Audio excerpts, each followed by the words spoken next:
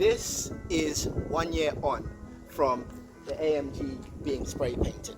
And what I did on this car is we refurbished the wheels. Now the wheels on the car have been refurbed. A lot of people seem to ask the question of what's the job look like after it's done? Is it durable? How long does it last? Does it last 2 minutes? So what we're going to do in this video, we're going to talk about the pros and the cons of doing the work yourself. But let's have a look at the wheels on this car so you can see what the wheels look like. The car has been, it hasn't been cleaned. Has been basically cleaned with waterless wax, same as the wheels. But obviously the wheels are still dirty.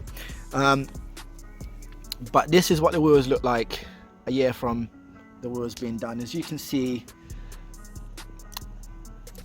the paint is still nice. Could do with a little buff and a polish just to make them look perfect again.